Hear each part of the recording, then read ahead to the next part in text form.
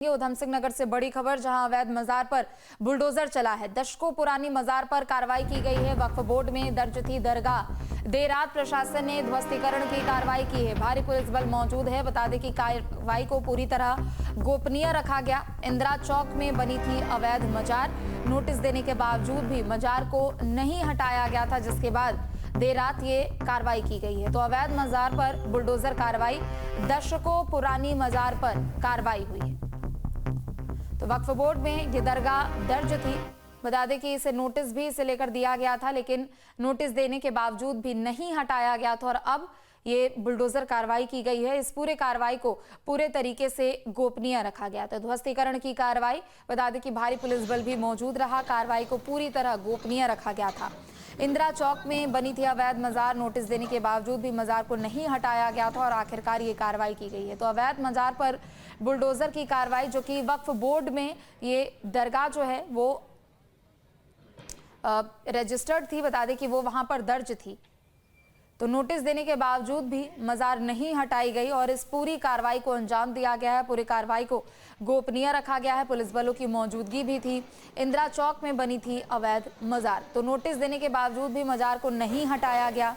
बता दें कि ये बड़ी कार्रवाई की गई है। वक्फ बोर्ड में दशकों पुरानी मजार दर्ज थी। तो वक्फ बोर्ड में ये संपत्ति दर्ज थी। बता दें कि देर रात ये कार्रवाई की गई है। नेशनल हाईवे 74 की जद में आ रही थी मजार और प्रशासन की ओर से बीते दिन भी इसे लेकर नोटिस दिया गया था। नोटिस देने के बावजूद भी जब इसे नहीं हटाया गया तो आखिरकार बुलडोजर की कार्रवाई और ये प्रशासन की कार्रवाई।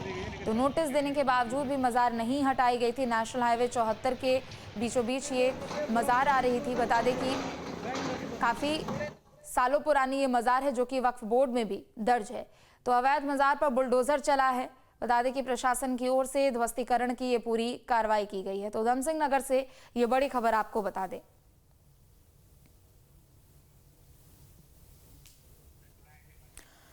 तो उधम सिंह नगर से ये बड़ी खबर आपको बता दें और दो तस्वीरें भी है, देखिए आपके सामने, जहां प्रशासन की ओर से अवैध मजार पर बुलडोजर की कार्रवाई की गई है। दरअसल हटाने को लेकर, लेकिन नोटिस देने के बावजूद भी जब इसे नहीं हटाया गया तो आखिरकार प्रशासन ने ध्वस्तीकरण की ये कार्रवाई की है। तो पूरे तरीके से इस कार्रवाई को गोपनीय रखा गया। पुलिस बल की मौजूदगी भी थी और वक्फ बोर्ड में सालों पुरानी मजार जो है वो दर्ज थी। तो नेशनल हाईवे 74 के आड़ो आ रहा था ये दरगाह और इस मजार को ध्वस्त करने का काम किया गया है। तो अवैध मजार पर बुलडोजर चला। वक्फ बोर्ड में मजार दर्ज थी। और चलिए ज्यादा जानकारी के लिए अजीत जुड़ चुके हैं। अजीत, बड़ी कार्रवाई की गई है। नोटिस कई बार दिया गया था, लेकिन नोटिस देने के बावजूद भी इसको नहीं हटाया गया और आखिरकार प्रशासन का ये पीला पंजा।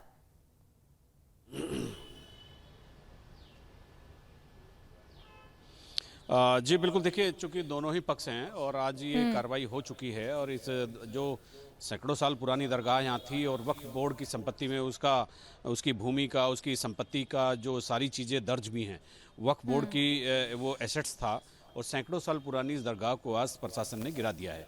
भारी पुलिस बल के साथ वहाँ पर पूरी घेराबंदी करके सबको जाने से मना कर दिया गया था और उस दरगाह को पूरा ज़मींदोज कर दिया गया।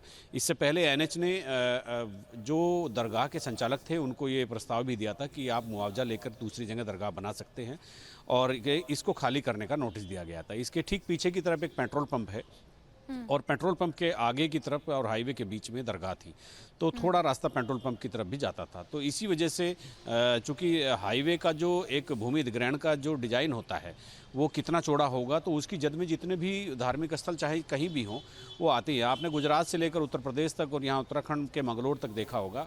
मंगलोर में एक मस्जिद को लेकर के हाईवे का एक हिस्सा बहुत दिन तक रुका रहा, लेकिन अंततः उसको भी तोड़ा गया और चूंकि ये दरगाह भी चूंकि हाईवे के बीच में आ गई थी, तो बीच में नहीं किनारे पर आ गई थी, लेकिन जो हाईवे की जो एक डिज़ाइन है कि इतना चौड़ा हाईवे होना है तो उसके बीच में अगर कोई भी चीज़ आएगी उसको तोड़ा ही जाएगा।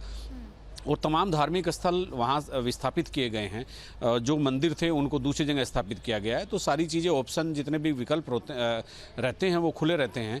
लेकिन इसका एक दूसरा पक्ष ये भी था कि इसी मामले को लेकर का हाईकोर्ट में परसों सुनवाई होनी थी। अब ऐसा तो है नहीं कि हाईकोर्ट इनके पक्ष में फैसला सुनाने जा रहा था कि दरगाह को कोई हाथ नहीं लगाएगा। नेशनल हाईवे के बीच में कोई भी धार्मिक स्थल आता है तो पहले से एक पॉलिसी बनी हुई है, हाईकोर्ट उसके विरुद्ध नहीं जा सकता। लेकिन सुनवाई से ठीक 2 दिन पहले अचानक से रात में सारी चीज़ें तोड़ देना, तो ये प्रशासन की जो ये एक प्रयास था, ये समझ से परे की बात है। चूंकि एक विचाराधीन केस है हाईकोर्ट में, तो हाईकोर्ट को परसों इस पर सुनवाई करनी थी और अपना पक्ष प्रशासन को वहाँ रखना चाहिए था।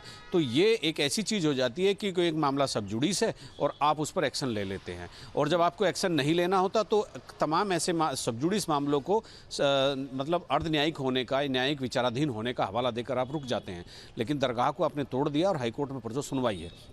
अंततोगत्वा ये दरगाह यहाँ से हटनी ही थी, चाहे हाईकोर्ट के आदेश पर हटती, चाहे प्रशासन हटाता, लेकिन इतना ख्याल जरूर रखा जाना चाहिए था। परसों माननीय उच्च न्यायालय इस पर सुनवाई करने वाले हैं, तो तब तक 2 दिन में वहाँ ऐसा कोई काम अवरुद्ध नहीं हो रहा था जिससे एनएच का काम बाधित हो। जी बिल्कुल, चूंकि उत्तराखंड में लगातार हम देख रहे हैं अजीत, यहाँ पर सरकार की ओर से अवैध, चाहे वो जमीन हो, चाहे कि किसी भी तरीके की कोई इमारत उस पर बना ली गई हो, उसके खिलाफ कार्रवाई की जा रही है। लेकिन एक तरीके से ये सबसे बड़ा लूप होल है प्रशासन का कि आप समझिए कि ये केस ऑलरेडी हाईकोर्ट में फाइल है, सुनवाई 2 दिन बाद होने वाली है, लेकिन इतनी जल्दबाजी किस बात को लेकर?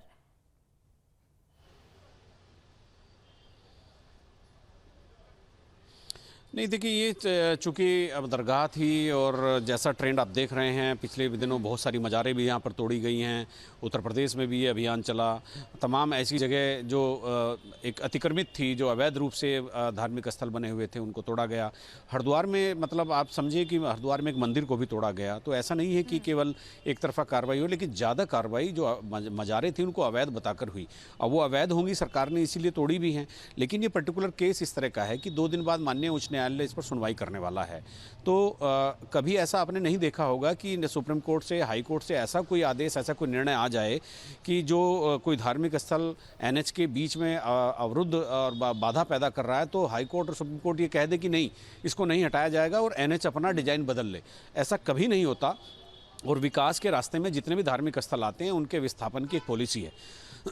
तो हाई कोर्ट की सुनवाई से ठीक 2 दिन पहले ये करना थोड़ा सा प्रशासन की मंशा पर सवाल उठा रहा है। प्रशासन के पास तो ये अधिकार जो आज हैं, ये 2 दिन बाद भी थे, 4 दिन बाद भी थे, 4 दिन पहले भी थे, कभी भी किया जा सकता है। लेकिन हाई कोर्ट का एक ख्याल रखा जाना चाहिए था, जिला प्रशासन ने वो नहीं रखा। बिल्कुल, और सालों पुरानी ये मज़ार है और जाहिर सी बात है कि वक्फ बोर्ड की जितने भी यहाँ पर संपत्ति हैं उसमें भी उसका नाम दर्ज है। लेकिन चूंकि हम वक्फ कानून को लेकर पूरे देश भर में विरोध प्रदर्शन देख रहे हैं और ठीक ऐसे समय पर इस तरीके की अगर कार्रवाई आ रही है तो कहीं ना कहीं नेगेटिव इम्पैक्ट जरूर पड़ता हुआ नजर आता है।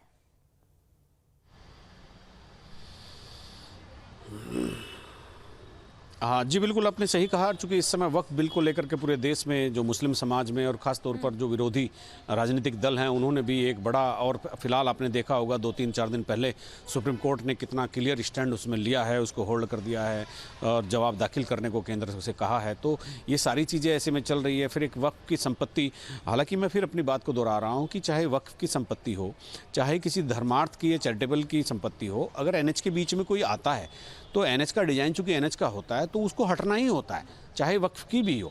तो यहाँ इशू ये है कि अगर 2 दिन बाद हाईकोर्ट सुन रहा था तो आपको 2 दिन का वेट कर लेना चाहिए था। हटना तो इसको बाद में भी था। तो ये एक ऐसी प्रतिक्रिया थी प्रशासन की, ये जिसमें एग्रेशन था और जिसमें कुछ डिप्लोमेसी छुपी हुई थी। प्रशासन क्या करना चाहता था, क्या नहीं। पत्रकारों को वहाँ जाने से रोक दिया गया, जो आम आदमी थे उनको वहाँ जाने से रोक दिया गया, पूरी किलेबंदी कर दी गई। तो ऐसा दरगाह में क्या था कि उसे तोड़ते वक्त लोगों को दूर रखा गया। जी बिल्कुल, और चूंकि जिस गोपनीय तरीके से ये पूरी कार्रवाई की गई है, जाहिर सी बात है कि कई सवाल भी है। बहुत शुक्रिया अजीत आपका तमाम जानकारी के लिए। तो देखिए, इस पूरी कार्रवाई को तो एक तरफ गोपनीय रखा गया और जैसा कि हमारे संवाददाता ने बताया कि 2 दिन बाद हाईकोर्ट में इस पूरे मामले को लेकर सुनवाई होने वाली थी और सुनवाई के ठीक 2 दिन पहले जब इस तरीके की ध्वस्तीकरण की कार्रवाई की गई है तो सवाल यहाँ पर इसलिए भी उठते हैं कि आखिर 2 दिनों में ऐसी क्या जल्दीबाजी थी कि प्रशासन की ओर से कार्रवाई की गई है और गोपनीय तरीके से यह कार्रवाई है। तो अवैध मजार पर बुलडोजर भी चला है। 2 तस्वीरें अब आपको दिखा रहे हैं। चूंकि वक्फ बोर्ड में ये मजार काफी लंबे समय से दर्ज थी, लेकिन चूंकि नेशनल हाईवे का एक प्रोजेक्ट था और उस हाईवे प्रोजेक्ट के बीचों बीच दरअसल ये पूरी मजार आ रही थी और जो पूरी पॉलिसी है national highway authorities of India की तरफ से, वो एक पूरा प्रोटोकॉल है और उसी प्रोटोकॉल को यहाँ पर फॉलो भी किया गया है। लेकिन 2 दिन बाद हाईकोर्ट में इस पूरे मामले को लेकर सुनवाई हो रही थी और इसीलिए सवाल अब खड़े हो रहे हैं।